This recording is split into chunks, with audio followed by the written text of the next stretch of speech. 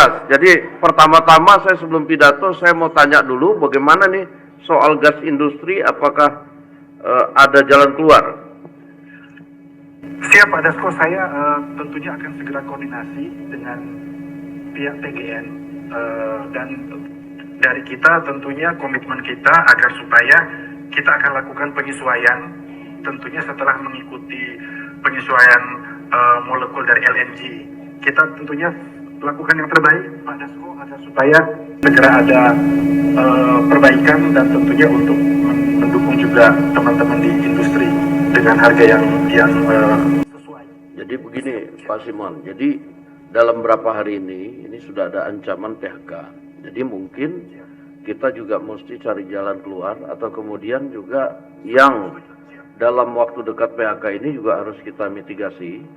Bagaimana kemudian pabrik-pabrik ini sekitar 55.000 katanya yang terancam PHK, dan tentunya itu sangat memprihatinkan. Nah mungkin kita bisa duduk sehari dua hari ini juga dengan perwakilan dari teman-teman buruh 1-2 nanti mewakili supaya kita bisa cari jalan keluar ya. Baik, setuju Pak. Oke ya, makasih ya. Makasih.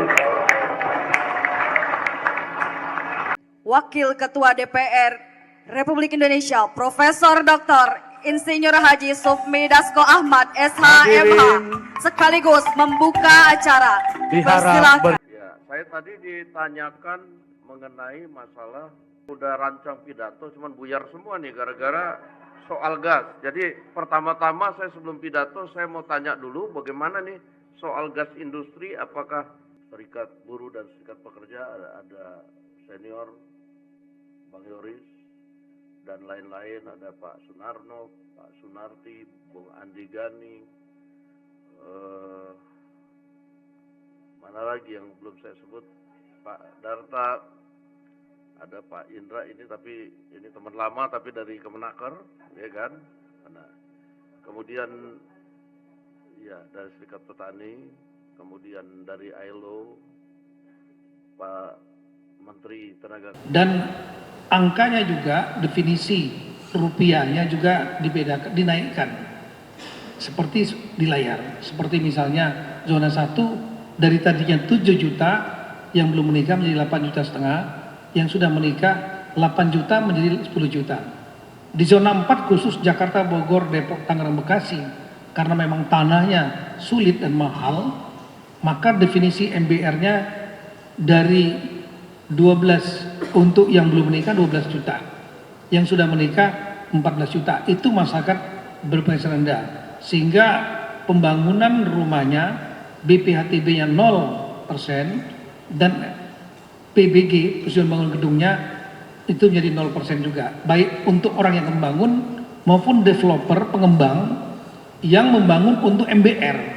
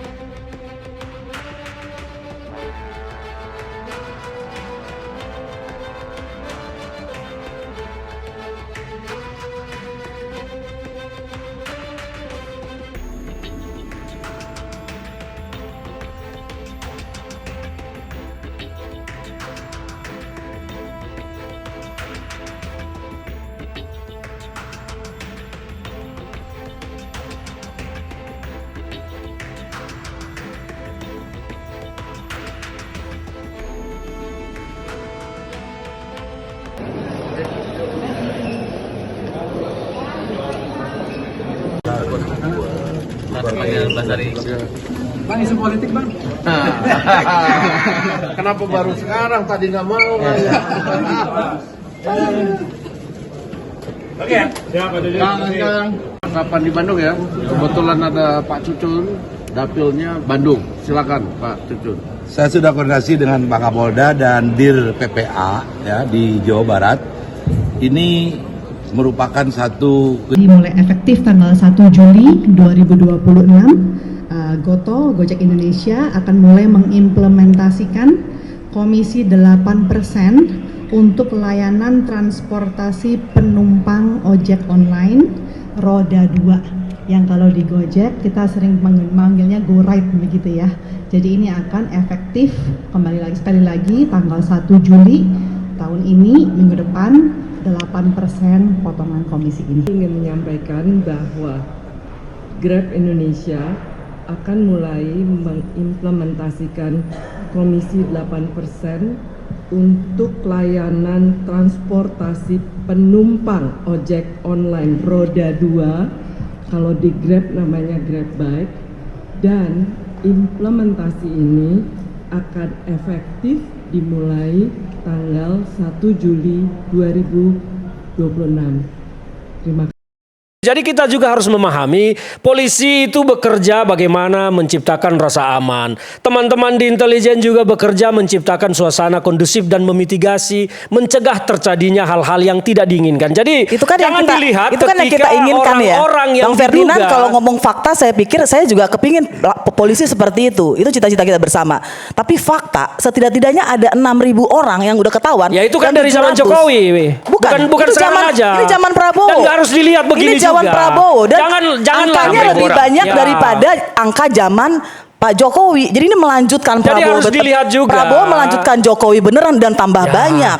Begitu harus ya. dilihat juga Jadi mengapa seperti itu represif terjadi, bahwa ada upaya-upaya dari pemerintah untuk mencegah jangan sampai situasi kita termasuk ke dalam situasi yang sangat chaos. Jadi tentu intelijen kita punya informasi bahwa ada kelompok-kelompok liar yang tidak terafiliasi dengan mahasiswa, menunggangi mahasiswa, akan menciptakan suasana chaos, bakar-bakar segala macam. Jadi teman-teman juga di aktivis sosial harus melihat itu. Kalau begitu, jangan hanya melihat bahwa ini kita ditangkapi. Ya kalau pelaku kejahatan ditangkap ya boleh dong.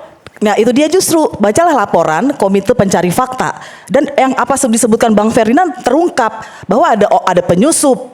Tapi kemudian, dan kita tahu itu ditangkap sama Polda, sama Polres mungkin juga dikumpulkan tapi dilepas.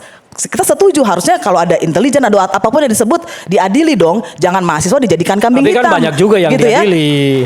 Ya? Dan yang cukup bukti kan buktinya dibawa ke pengadilan. Ya, jadi sebetulnya dan mereka tuh kan kritik ya. Dan kalau dalam hak asasi manusia ada orang yang aksi dan dianggap mau melakukan kekerasan, dia dibubarkan, bukan dipukul dan ditangkap. Dan kalau kita lihat peristiwa-peristiwa teman-teman yang ditahan itu, mereka dipukul dulu. Bang Ferdinand bisa ketawa karena nggak mengalami. Ya, saya kalau kami mengalami. hadapkan Ya, dengan saya mau ribuan bertanya orang gini, yang mukanya sudah babak belur, bonyok, apakah saya itu mau pantas menggugah diketawakan? coba logikanya Mbak. Ini bukan logika, ini fakta. Saya bicara, bagaimana cara membubarkan unjuk rasa yang tidak mau dibubarkan secara baik-baik?